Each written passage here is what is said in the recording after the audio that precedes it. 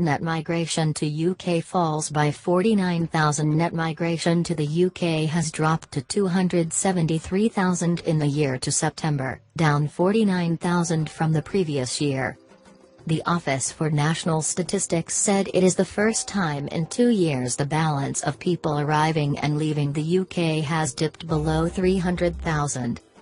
But it is short of the government's aim of an annual figure below 100,000. Immigration was estimated to be 596,000, comprising 268,000 EU citizens, 257,000 non-EU citizens and 71,000 British citizens. This include the highest level ever recorded of Romanians and Bulgarians, 74,000.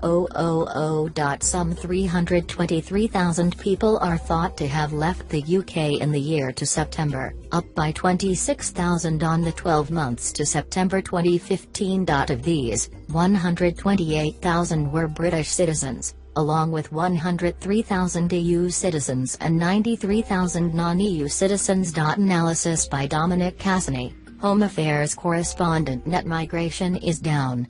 But while the net decrease looks substantial, nobody can say for sure what's triggered the change because these quarterly figures could have been influenced by a string of short-term factors. For a start, there appears to have been a rise in immigration, and when that goes up, net migration can come down. Secondly, some of the change could be down to seasonal fluctuations in student numbers. Thirdly, although there were significant departures by people from some parts of Eastern Europe, the number coming from poorer Romania and Bulgaria went up. The upshot is the overall number of people arriving for a job is broadly the same.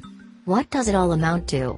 Immigration statistics are an inexact science, and at the moment it's very difficult to know for sure what's going on. The figures are the first to include migration estimates following the EU referendum in June. Nicola White, head of international migration statistics at the ONS, said it was too early to say what effect the referendum has had on long-term migration. Immigration Minister Robert Goodwill said the fall in net migration was encouraging but was not a reason to get carried away.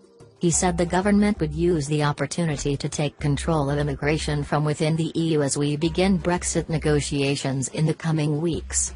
The UK will always welcome those who contribute and benefit our country, but there is no consent for uncontrolled immigration. Sunder Katwala, director of the think tank British Future, said the figures showed the immigration debate will have to move on in the light of Brexit.